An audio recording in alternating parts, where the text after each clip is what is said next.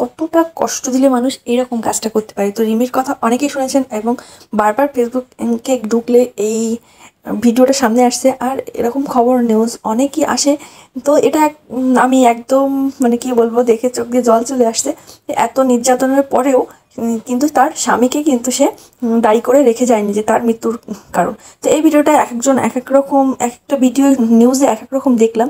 তো দেখে সর্বশেষ আমি যেটা বুঝলাম যে সে অনেক কষ্ট পেয়েছে।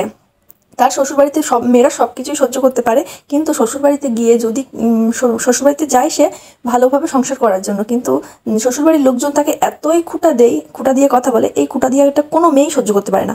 কোনো মেয়েই খুঁটা দেওয়া কথা সহ্য করতে পারে না, কারণ তার বাবার বাড়িতে কখনো দিন তাকে খুঁটা দিয়ে কোনো কথা বলা হয় না, বললেন না। কিন্তু যখন শ্বশুরবাড়িতে আসে তখন যদি শ্বশুরবাড়ির লোকজন উঠতে বসতে খুঁটা দেয়, তোমার বাবা এটা দিনি, তোমার বাবা এটা করিনি, তোমার বাবা ওটা করিনি, তোমার মা এরকম, তোমার বাবা এরকম এরকম যত বলবে তত কিন্তু মন মানসিকতা খারাপের দিকে যায়। তো অনেক মেয়েরা পরিস্থিতির শিকার হয়ে মুখ খুলতে বাধ্য হয়, কিন্তু এই রিমি মুখ না খুলে সহ্য না করতে পেরে নিজে কিন্তু আত্মহত্যার পথ বেছে নিল। আর তাও তার একটা মেয়ে আছে, সে এও বলে যে আমি না থাকলে আমার মেয়েকে কেউ খুঁটা দিয়ে কথা বলবে না, যদি আমি ডিভোর্স দিয়ে চলে যাই বাবার বাড়িতে এবং আমার মেয়ের যখন বিয়ে হবে তখনও কিন্তু আমার মেয়েকে এভাবে কথা শোনানো হবে যে তোমার স্বামীটাকে ডিভোর্স দিয়ে চলে যেতে বলেছে, না হলে মরে যেতে বলেছে। তো মরে গেলে সবাই শান্তি পাবে, আর মরে গেলে শান্তি পাবে। তারপরেও আবার বলেছে যে কি তুই মরে যাবি আবার আমাকে ফাঁসিয়ে রেখে যাবি, আমি জেল খাটবো তুই মরে গেলে। সে এই কথাটা শুনে সে নিজের বাবা, আপন বাবাকে সে দোষারোপ করে, কিন্তু তার স্বামীর ঘাড়ে যাতে দোষটা না পড়ে, স্বামী যাতে জেল না খাটতে পারে, তার বাবার ঘাড়ে সম্পূর্ণ দোষটা দিয়ে সে কিন্তু আত্মহত্যা করেছে। আমি বলবো এগুলো না করে ভারতের সিরিয়াল দেখেন, ভারতের দিদি নাম্বার 1 দেখেন, এগুলো দেখেও তো আপনারা শিখতে পারেন যে মানুষ ঘুরে দাঁড়ায় কিভাবে। এই যে অনেক ভিডিওতে আছে ঘুরে দাঁড়ানোর গল্প বলে, অনেক কিছু বলে। ডিভোর্স হয়েছে তাতে কি হয়েছে, বাবা মা আছে, বাবা মা যেহেতু পাশে আছে, তো ডিভোর্স হয়ে চলে গেছে, পাশের লোকে অনেক কথা বলবে, তাই না কান দিয়ে আবার ঘুরে দাঁড়ানো। কারণ তার মেয়েটা যে অসহায় হয়ে পড়লো, এতিম হয়ে গেল, তার বাবা তো ওরকম, তাহলে কি তার বাবাকে দেখবে তাকে? এই চিন্তাটা তার মাথার ভিতর আনা উচিত ছিল আমি মনে করি। তো এরকম সবাই চিন্তা করে তারপরে কাজে লাগবেন, মুখ খুলবেন, গন্ডগোল যাই হোক মুখ খুলবেন, মুখ না খুললে সমাধান কিছুই হইবে না। মানে এতটাই খারাপ লাগছিল যে ওর এই কথাগুলো শুনে, যে বলছে মানে নিজের জ্ঞানে মানুষ রাগের বসে আত্মহত্যা করে সে একরকম, এই নিজের জ্ঞানে লাইফে এসে মানে নিজের ব্যক্তি প্রকাশ করছে এবং তার স্বামীকে বাঁচিয়ে রাখার জন্য, মানে স্বামী যাতে আরেকটা বিয়ে করে সে মানে শান্তিতে থাকতে পারে। এখন একটা বিবাহিত মেয়ে যখন বাবার বাড়িতে গিয়ে ওঠে তখন বাবার বাড়ির লোকজন, বাবার বাড়ির কেউ বলে না, কিন্তু বাবার বাড়ির আশেপাশে পরিবার থেকে পার্শ্ববর্তী যারা আছেন তারা কিন্তু অনেক রকম বাজে কথা বলে, বাজে কথা শুনতে হয়। তো এই জন্য মেয়েরা চাইলেও কিন্তু বাবার বাড়িতে গিয়ে উঠতে পারে না সব সময়।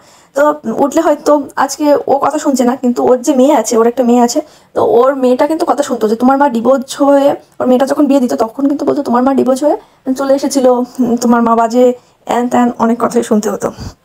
এই জন্য কিন্তু ও সবার দিকে, সবার কথা চিন্তা করে বাবা মায়ের অসম্মান হবে। এবং বাবা মা কিন্তু আমি মনে করি মেয়েদের সংসারে জিনিস দেওয়া, টাকা পয়সা দেওয়া জামাইকে, এরকম জামাইদেরকে বিয়ে দেওয়া আমার মনে হয় না উচিত।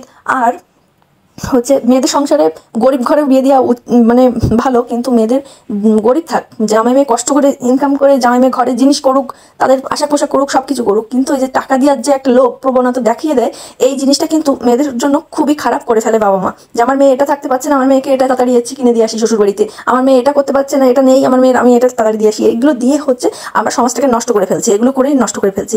আস্তে আস্তে যদি বিয়ে দেওয়া হয়ে যায়, বিয়ে হয়ে যায়, তো আস্তে আস্তে ওইভাবে মানিয়ে নেওয়া শিখতে হয়। তো সেটা না করে আমরা সবসময় বড় লোকই চাল দেখাইতে গিয়ে অনেক সময় ধরা হয়ে যায়। ওই যে রিমির বাবা আগে তাকে অনেক টাকা দিত, অনেক সাহায্য করতো, কিন্তু এখন যেই দিতে পারছে না তখন কিন্তু কথা রিমিকে তার থেকে দ্বিগুণ শোনাতে হচ্ছে। তো মানুষের পরিবেশ পরিস্থিতি এক সময় এক এক রকম তৈরি হয়, এক এক সময় এক এক রকম হতে পারে, কিন্তু মানুষের যদি এইটুকু না বুঝতে পারে তাহলে আর কিছু করার নাই। তো বাবার বাড়ি থেকে টাটকা জিনিস আসছিল, তো সেগুলোই আর কি রান্নাবান্না হচ্ছে আর খাওয়া দাওয়া হচ্ছে। আজকের ভিডিওটা এই পর্যন্ত। সবাই ভালো থাকবেন, সুস্থ থাকবেন, আর সবাই একটু খেয়াল রেখে চলবেন চারিপাশে। এই ভিডিওগুলো তৈরি করা হয় আপনাদের জ্ঞানের জন্য, আবার বিভিন্ন রকম নিউজ তৈরি করা হয় আপনাদেরকে শেখানোর জন্য, জানানোর জন্য। তো এগুলো দেখে শুনে বুঝে একটু হলেও জ্ঞানটা অর্জন করবেন। আর বৌমাদের খোটা দিয়ে কথা বলাটা যদিও বা একটু কমান, তাই জন্য ভিডিওগুলো বানানো।